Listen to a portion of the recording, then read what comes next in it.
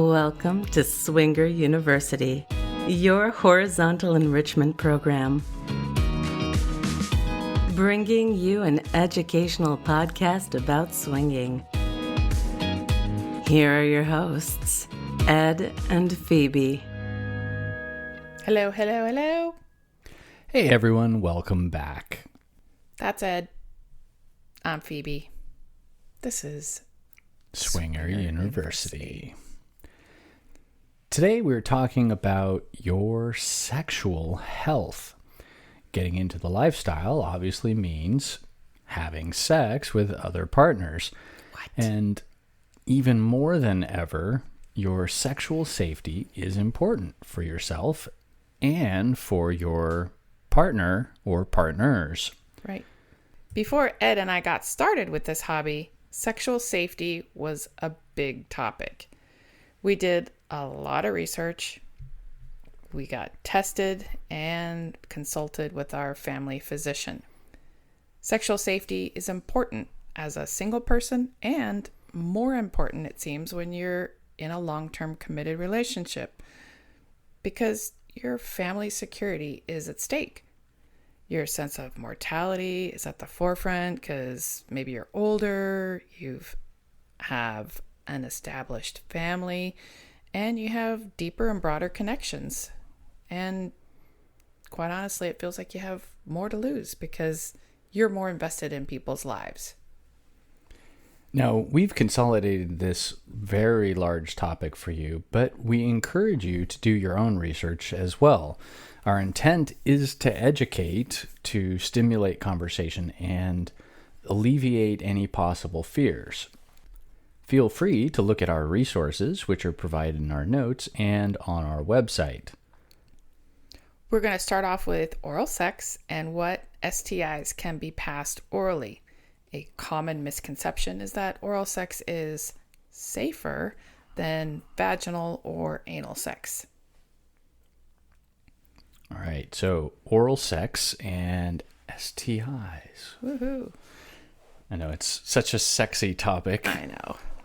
But it's a really fearful topic when you're getting in, to the lifestyle. And sometimes it's misunderstood.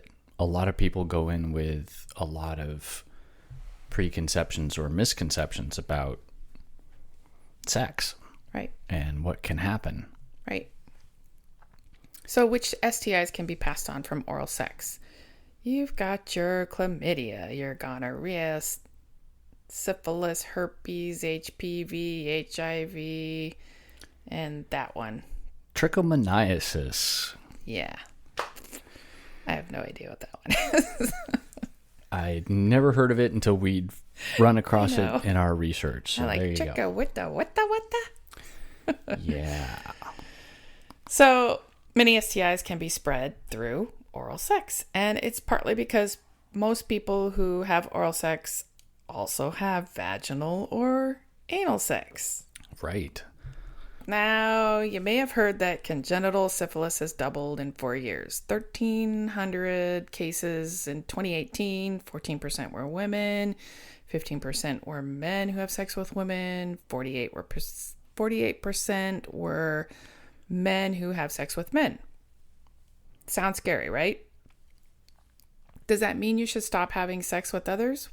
Well, we thought so when we heard this, and then we read the CDC's 2017 annual report, Sexually Transmitted Diseases Surveillance, and the report states, the resurgence of syphilis, and particularly congenital syphilis, is not an arbitrary event, but rather a symptom of a deteriorating public health infrastructure and lack of access to healthcare. Being safe is first and foremost. So when you hear this information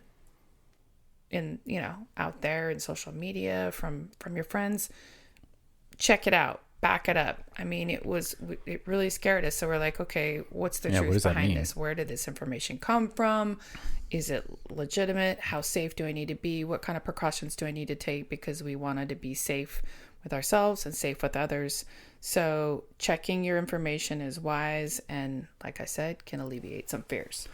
Yeah, when you hear numbers like it's doubled. Right. I mean, that sounds huge. I know. We're like, oh, well, swinging's over. Yeah, but going from, 700 cases to 1,300 cases, you could kind of picture that happening as all across the United States, a couple people having more sex, and it's a pretty small number, so it's not surprising that it grew or shrank. I mean, it's... Right. You have to always be really careful with your statistics. Yeah.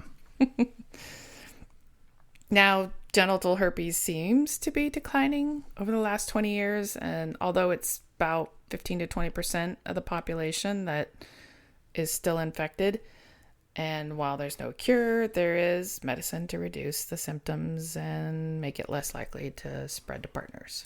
Right. And the important thing is that you're communicating with your partners, all of your partners, if you have been diagnosed with something, so that they're aware of it and they can make an informed decision about their choices. Exactly. All right. Moving on to HIV. We grew up in an era when HIV was the thing. I mean, it drastically changed society. I mean, it was everywhere in terms of being in the news, being in the movies, being in popular media. And it's kind of fallen off a little bit in terms of prominence in discussion. But staying on topic, can you contract HIV orally? Well, the CDC states in extremely rare cases, HIV has been transmitted by oral sex.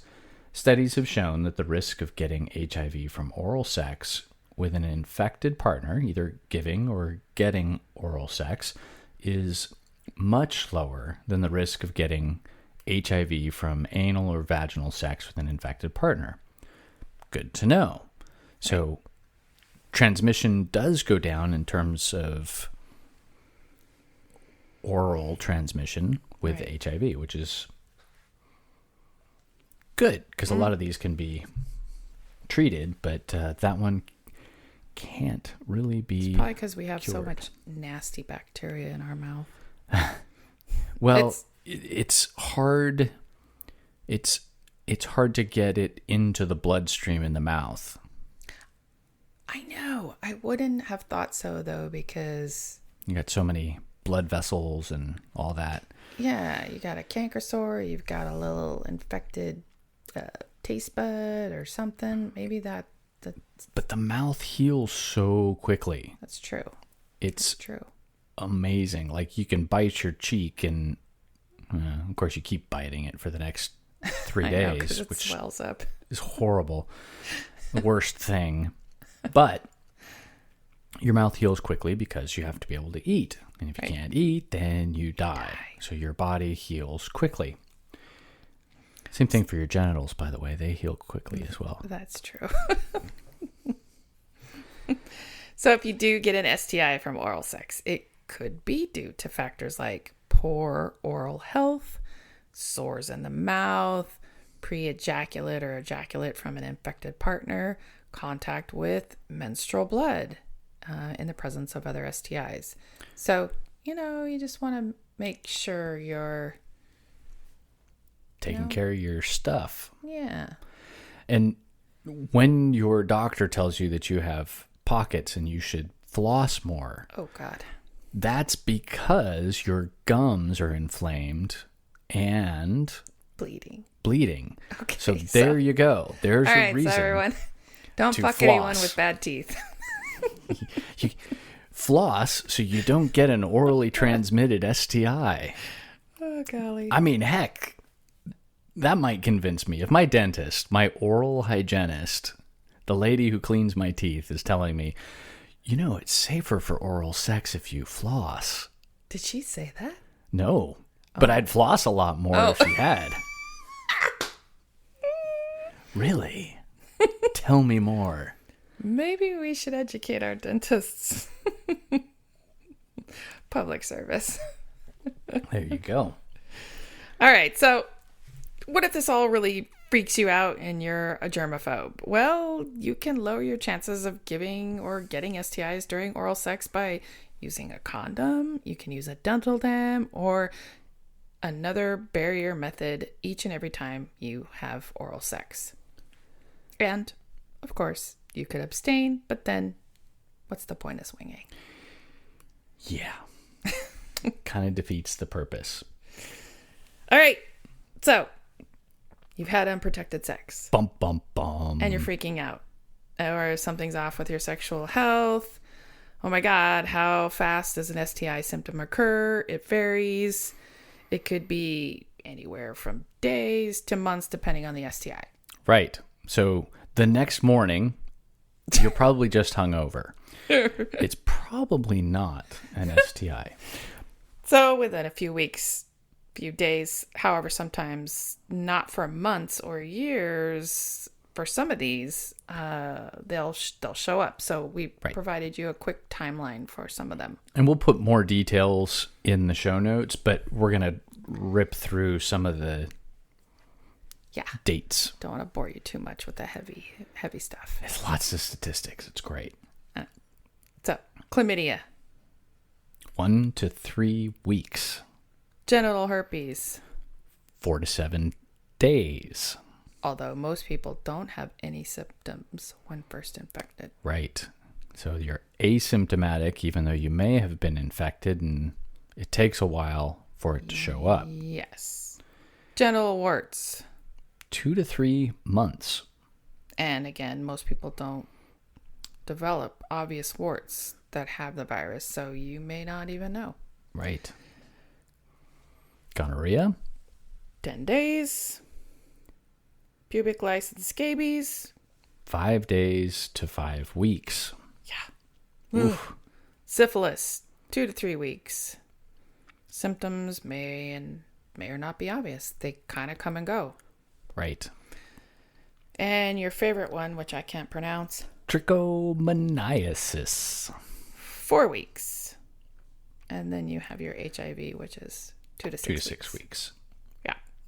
And some get symptoms, some don't. Yeah. Like so most viral infections, you can be asymptomatic. So a lot of these are either bacteriologic or viral. Right. And we're right now in the middle of the COVID epidemic. I knew you were going to go there. Yeah. There are a lot of people who are asymptomatic. They don't even realize that they had it. Right. So these aren't any different than any other virus, other than what their effects are on your body. They act the same.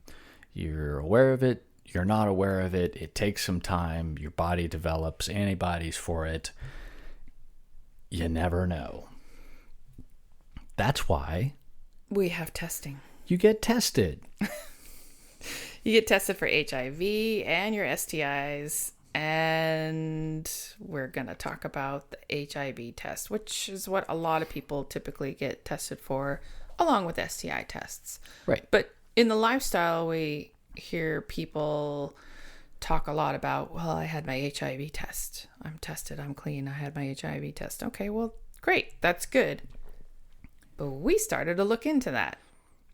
Yeah, it's interesting because that doesn't necessarily mean what you think it means. Exactly.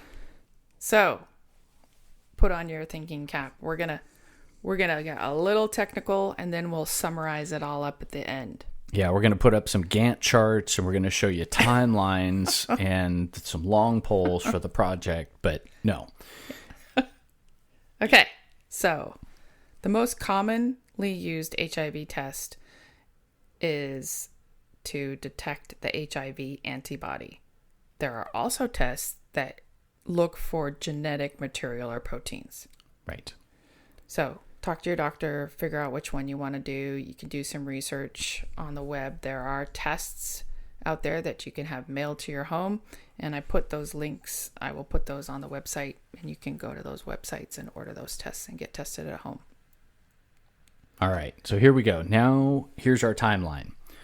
Most people develop antibodies, detectable antibodies, with most commonly used tests in the United States within 2 to 8 weeks. Now, the average is 25 days. So from infection to detectable antibodies, About 25 days. about 25 days. Yeah. So almost a month. 97% of the people will develop detectable antibodies in the first 3 months.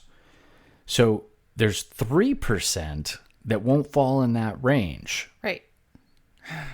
So even if you've gone and gotten tested, if you're in that 3%, obviously 3% is a small percentage, but there's no guarantee, even if you've been tested, that you aren't in that 3%. So your antibodies haven't shown up. Mm-hmm. So you could have a false negative. Yeah, which we'll get into. We'll summarize this for you. Even so, there is a small chance that some individuals will take even longer to develop detectable antibodies. Lives in their system longer, their body is slower to fight it, takes a long time. So a person should consider a follow-up test more than 3 months after their potential exposure to HIV. So, And extremely rare cases, it could be 6 months. right. So there's So- all your facts. Yeah, so there's your timeline. Anywhere from a month to 3 months to 6 months, you can detect it. So we're starting to form a timeline here, right? Yep. 30 days, 3 months, 6 months. Yep. All right. And so you've got this timeline, as Ed said, where your immune system is producing enough antibodies to be detected, and the likelihood of you transmitting the virus through sex could be really high if you're Fighting an infection. Yeah, you're infected. Okay. It's basically no different than the stupid COVID-19, right? Yeah. So you're out there tooling around, you're having a good time. You don't show symptoms like other people do. It's all the stuff that you're hearing, right? Some people show symptoms right away. Some people don't. Sometimes you get really, really sick. Sometimes you don't. Right. So you just don't know. You don't know. So here's the kicker. So you've had tests. Maybe it was within that 6-month period. You go and have unprotected sex because you're like, I'm in the clear. It's all good. Yep. Your timeline starts over. Yes. Right at that moment, because you don't know where that person had sex last, what they've been tested. Are they within their 3-month window or their 6-month window? Are they asymptomatic? You don't know. So even though they've got a test in their hand and you've got a test in your hand, you may have false negatives. Yes. So as soon as you have unprotected sex, you need to wait, whether you were tested or not, you need to wait another average of 25 days before the antibodies actually show up in order You to test. In order to be detected by the test to show whether you're clean or not. Right. So here you go. If you had unprotected sex every 30 days, you'd have to get tested every 30 days. And the person in between, right, you may or may not have been safe because you were still in your window. Exactly. So getting tested all the time, but still having unprotected sex means that you are constantly riding that rail of maybe I'm safe and maybe I'm not. Right. And the tests are basically a waste of money because you don't know where you are in the window of antibodies showing up to be tested. Yeah. Well, I know. And what this tells me is unprotected sex, whether you get tested or not, is exactly that. It's unprotected sex. Yeah. You're taking a risk. You're taking a taking a higher risk because of the testing window, because of the frequency that some people have sex. You don't know where your partner's been. And I'll say this. We've known married couples who didn't know that their spouses were cheating on them. Yep. They're safe, except the extramarital affair that no one knew about because we're all consensual non-monogamists was going on in the background that nobody knew about. And that's an opportunity for infection for everybody. Right. So if you want to have bareback sex with another swinger, it requires an extensive interview process for us. oh yeah. And it requires a lot of trust. And just because you trust them doesn't mean that they're not going to change their priorities or their right. It's just too complicated. We don't do it. It's just too complicated because then what are they supposed to call you up? Hey, we're going to go have sex, unprotected sex with another swinger couple. Is that okay? Well, like who wants to ask permission for the prior couple? I mean, this requires some exclusivity, and Right. we're not exclusive to any one couple. Now, if you are, then it works out great.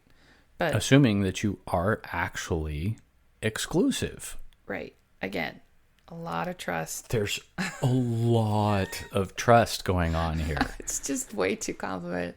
If you can imagine, and you can, how hard it is to get 4 people all on the same page in the same room just to fuck. Can you imagine Getting everybody's testing schedule on a calendar, on a regular pattern. No. No, thanks. I don't have time for that. So, your test result is only good if you haven't had unprotected sex for 3 to 6 months after your first test. And then you need to get tested again to see if you're clean. After a waiting period for the antibodies to show up. Right. Which means don't go have multiple unprotected sex partners in that window because all you're doing is feeding the petri dish. Needle. Yeah. What did you say? Feeding the petri dish. Oh, yeah. You're just rolling the dice. To make it even worse, tests take 2 to 3 weeks sometimes for the results to come back. Yeah. So this was quite torturous when we started dating because we did this. We went to our doctors. Yep. We were like, okay, we're gonna committed. Get tested. We'd love to have unprotected sex with one another. How do we go about doing this? So we first got educated by our doctor on this topic, and then we've continued our research when we started swinging. So, of course, we were monogamous at the time that we were dating. Yes, we were. But so that worked out really well. For the first 6 months. Yes. I digress. Oh, my goodness. All right. So, we actually got through this pretty quick. Yeah. And I know there was a lot to digest, which is why we'll be, again, putting it on the website for your references and your convenience if you want any further reading. But, be smart, be safe, and remember, safe sex while swinging can be a lot of fun. Absolutely. Whether I've got a condom on or not, I'm having sex with other people. That's pretty cool. It is pretty cool. Be safe out there, everyone. Take care. Good night. Before you turn off our podcast to take care of all the vanilla things pulling you away, please reach out and give us a review. I am the first to admit that it's much easier to give a 5-star rating, which we appreciate, but if you could take 43 seconds to type a review, we would love it. If you want to share a personal story, ask us questions, or share your comments, you can contact us at swingeruniversity@gmail.com. Check us out at swingeruniversity.com, where you can find links to our Twitter and Instagram feeds. Thank you so much for listening to Swinger University, your horizontal enrichment podcast.